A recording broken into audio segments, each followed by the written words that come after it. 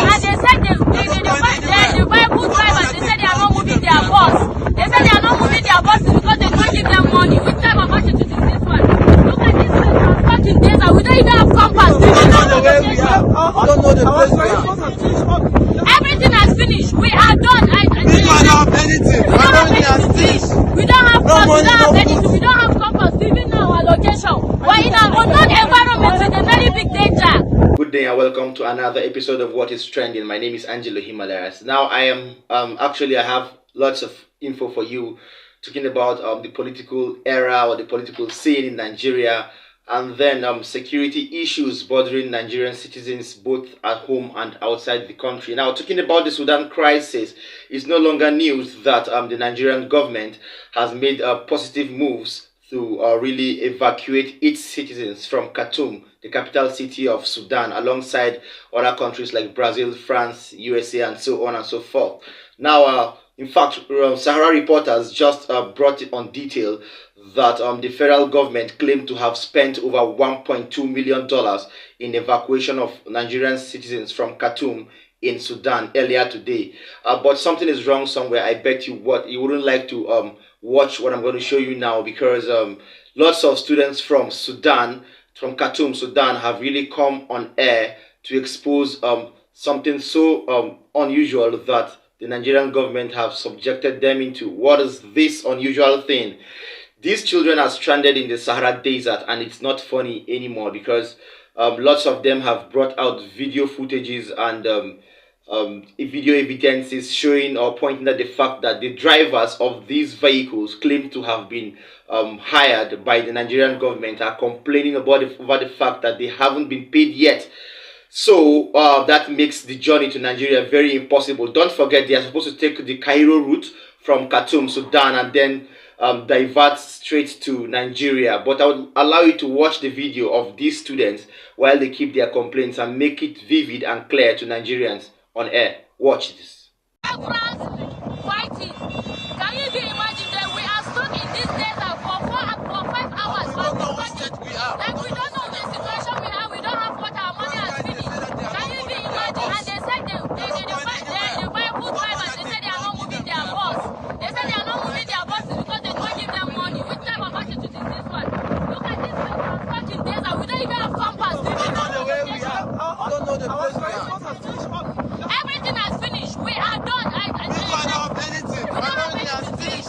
We don't have bus, we don't have anything. We don't have compass. We even know our location. We're in an unknown environment with a very big danger. Look at this place. Don't take a look at this place. Why is Nigeria? Okay, welcome back. I hope you watched that video there. These students have been complaining.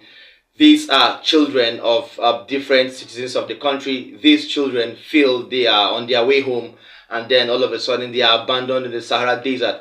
The Sahara Desert is a territory or a region known for its drought, dryness, and so on and so forth. So it is left for Abike Dabiri, the chairman of the Nigeria in Diaspora Commission, and then Mr. Geoffrey Onyama, who is the Minister of Foreign Affairs, to see what they could do about this, because this isn't news to our ears anymore. Lots of countries like Japan and Korea have been successfully evacuating their own citizens from Sudan. But why will Nigeria's case be quite different during a time where Nigerians are meant to believe that there is a form of new governance, a form of stable political occurrence in the country, now that a new regime is trying to come on board? So why are these irregularities taking place at this time around? It's left for those involved and those who need to see this to know what is supposed to be done about this. Now, first things first, I have a different update for you. This is going to blow your mind, but it's not so good. But I would like to take it straight from here. The presidential candidate of the People's Democratic Party, Atiku Abubakar, has filed a petition to the Honorable Court, talking about the Presidential Election Tribunal petition, about the dual citizenship of the president-elect Asiwaju Bola Ahmed Tinibu. This has been trending for a while now. Recall 3 weeks ago that a particular journalist, an investigative one to be precise, released information that had a document which showed proof that Tinubu Asiwaju, the president-elect, possessed dual citizenship. Of course, there was no follow-up from any other party erupting today earlier is the fact that Atiku Abubakar, the PDP presidential candidate in the last general elections, has filed a petition to challenge Tinibu's dual citizenship. To talk about this and to buttress more on this, I would like professionals to talk on this to enhance easy understanding for those who are yet in the dark about the dual citizenship issue. Ojinika Obey of Arise News and then Moseni Rufai and his colleague Ruben Abati are in the studio to give a brief and detailed analysis on this particular petition filed by Atiku Abubakar. Watch this. Mr. Andoaka ACN, who made the point very clear. One, it was not originally part of the petition. Okay, if they raise the issue, the court will look at it. But as I've said, it's of no issue, it's of no moment. Sections 25 to 29 under Chapter 3 of the 1999 Constitution provides the details as to citizenship. And to the extent that the Nigerian Constitution further recognizes dual citizenship, then of course it will be difficult to prove that Bola Ahmed Tinubu is not a Nigerian.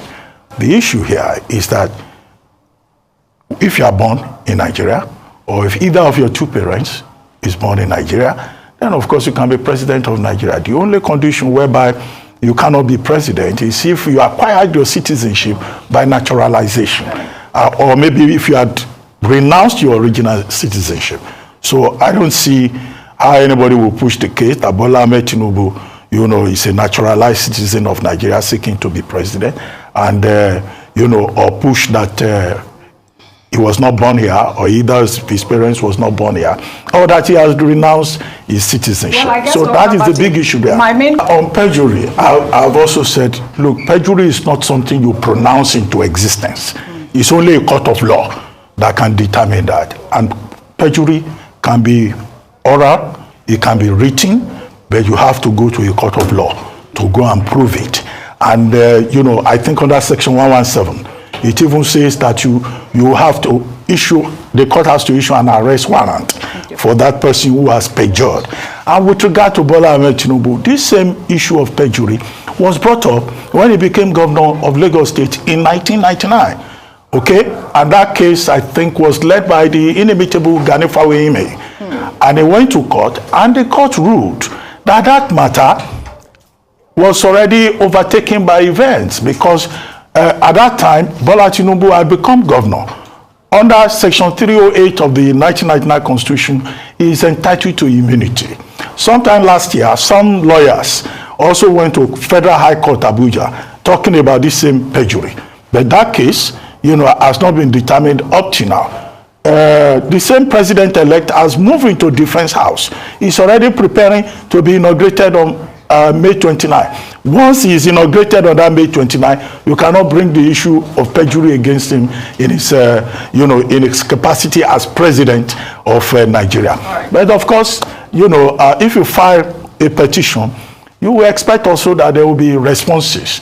And what the APC has done is to respond to the petitions. But the court will only look at the substance, of what your petition is, and then reach a decision on that. So for that, we will have to go back to the details in the petitions, in the notices of preliminary objection, and in the cross petitions that are before the court. The court is not going to waste its time or go on a voyage of discovery like Father Christmas over matters that are not concretely before it. Well, the petitions are coming as the president-elect Bola Ahmed Tinubu and Vice President-elect Kashim Shettima moved into the Defense House in Abuja, the Federal Capital Territory, on Wednesday, ahead of their inauguration in May. The Defense House is located in the Maitama district of Abuja. It will serve as a residence until Tinubu and Shettima take the oath of office on May 29th, after which they will move to the Aso Rock Villa. Tinubu is expected to receive briefings and hold key meetings at the residence. Both men were accompanied to the Defense House by Senate President Ahmad Lawan, the Speaker of the House of Representatives, Femi Gbajabiamila, among others. Rufai, over to you. So a couple of things are making the rounds. That's just a reflection of what is happening. Things are already going full throttle. It's moving into Defense House since he came back, getting ready for inauguration and all of that. All of that process is going. But there's also been a lot of, discordant tunes as regards even the case going on and all of that. in court. And Peter Obi did say, INEC didn't show neutrality, but the truth has to be told. INEC needs to defend itself, in all of this, because INEC's role is to be able to defend the result it produced. But that will not take away from the conversation of the conduct of the election. But most of these things will be determined by the court. Did INEC break its own laws? That's the very first question we should ask. Did INEC say it was going to transmit and it didn't do the same? Because in all of this petition I've seen, the only counteraction, one of the counteractions I've seen was a newspaper clipping that was said that 2 days to the election, INEC said it was not going to transmit electronically. But does that newspaper clipping negate the hitherto announcement and even the Chatham House conversation that INEC said it was going to transmit electronically? It is the court that will decide all of that. So what INEC is doing here, yes, what INEC might have said, might be very vexatious on the part of Peter Obi, but INEC's role here is to be able to defend its own self in this election. And it has put out an arsenal. It said it's going to spend over 3 billion thereabout to defend itself across tribunals all over the country. But another bone of contention, I think also with this subject of interpretation will be as regards what the Supreme Court will rule about it. The case of perjury and all of that. Anyway, that has not been added to the case.